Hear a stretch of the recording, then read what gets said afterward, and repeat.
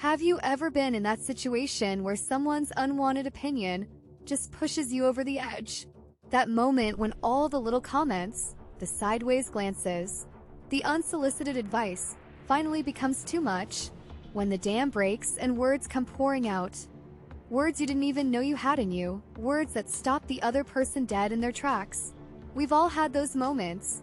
That split second where years of bottled up frustration finally find their voice. Where the filter disappears, and what comes out isn't just anger, it's truth. Raw, unfiltered, undeniable truth. The kind that hangs in the air long after the words are spoken. This is the story of one man's breaking point. A man who endured years of private pain, of silent suffering, only to have a complete stranger make light of his deepest struggle. A man who carried the weight of unspoken grief every single day. Until one ordinary afternoon, when a careless comment became the final straw. What happened next wasn't just a comeback. It was a reckoning. A moment so perfectly timed, so devastatingly honest, that it left an entire checkout line stunned into silence. A verbal strike so precise it didn't just shut down the conversation, it obliterated it. What started as an ordinary Tuesday afternoon would become a moment neither Mark nor that Walmart cashier would ever forget.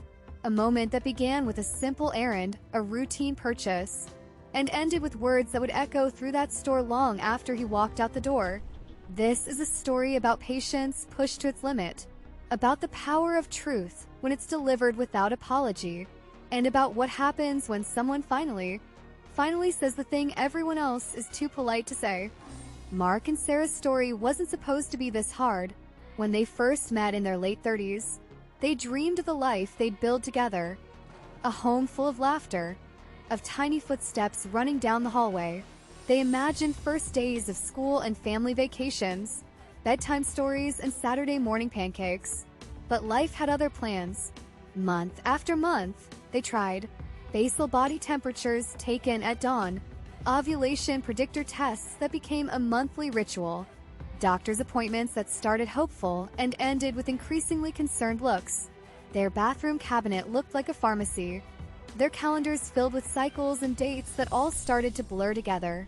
Then came the pregnancy that finally stuck. That first ultrasound where they saw a heartbeat, strong, steady, miraculous. They allowed themselves to hope, to imagine, to paint the nursery and pick out names. Until one ordinary Tuesday at the 12-week checkup, when the doctor's face said everything before her words did. The grief that followed was all-consuming. It lived in the empty nursery they couldn't bear to dismantle.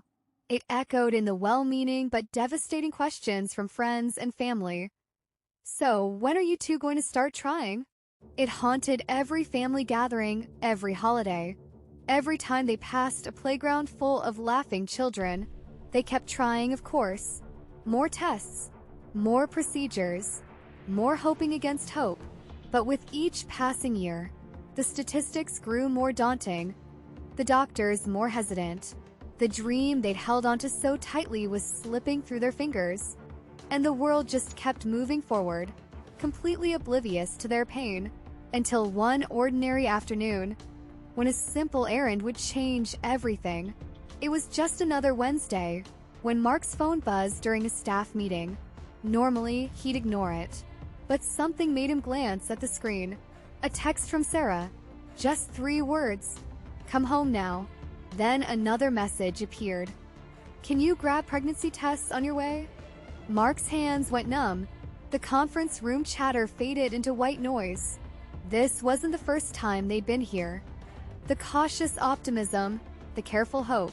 But after everything they'd been through, after all the disappointments, he'd learned to temper his expectations.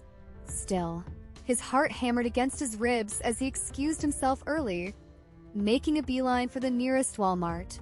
The fluorescent lights buzzed overhead as he navigated the crowded aisles, the scent of cleaning products and plastic overwhelming his senses. He grabbed 3 different brands, just to be sure, his hands trembling slightly as he placed them in his basket. The checkout lines were long, but he found one that seemed to be moving quickly. As he waited, his mind raced with possibilities. Could this finally be it? After all this time, all this heartache, that's when he noticed the cashier, a woman in her 60s with a name tag that read Dolores and a practiced smile that didn't reach her eyes. She scanned items with mechanical efficiency, barely glancing at the customers until it was Mark's turn. Dolores picked up the first pregnancy test, scanning it with a practiced flick of her wrist. Then she paused, looked at Mark, looked back at the box. A slow smirk spread across her face. "Well now," she chuckled, her voice dripping with faux sweetness. "These certainly aren't for you." Mark forced a tight smile. "No, they're not." But Dolores wasn't done. She held up the boxes for the woman behind Mark to see. "Oh, someone's excited," she crowed, as if this were the most fascinating thing she'd seen all day. "Bet daddy-to-be can't wait to get home." "Huh." The woman behind Mark gave an awkward chuckle. Someone in line sighed impatiently. Mark felt his face grow hot, his fingers tightening around his wallet. Dolores kept going. "First one?" she asked, leaning inconspiratorially. "My niece just had her third.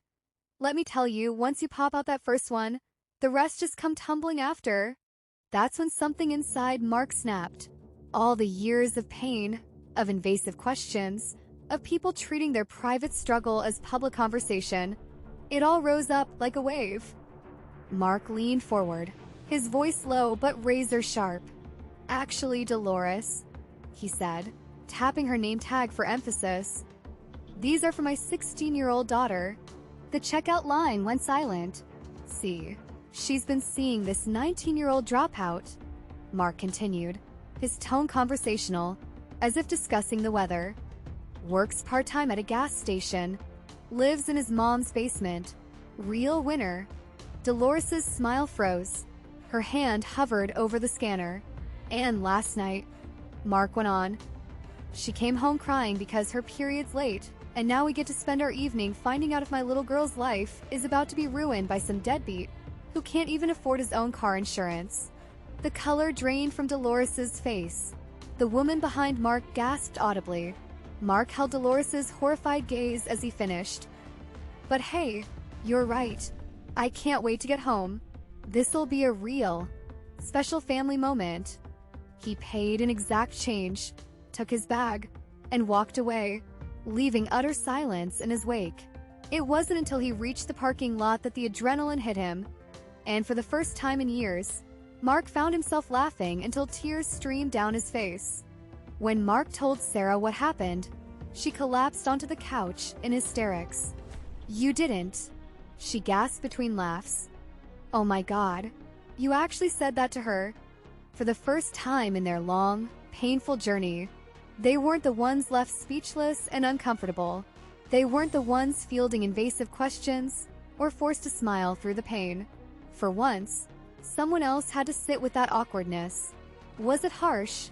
Maybe. But sometimes, when you've endured years of people treating your private life as their public conversation, the only way to make them understand is to give them a taste of that discomfort, to hold up a mirror so stark they have no choice but to look away. As for the pregnancy tests, well, that's a story for another day. But let's just say Mark and Sarah finally got their happy ending, on their own terms, in their own time, and without any commentary from nosy Walmart cashiers. So what about you? Ever been in a situation where you just couldn't take it anymore and unleashed the perfect comeback?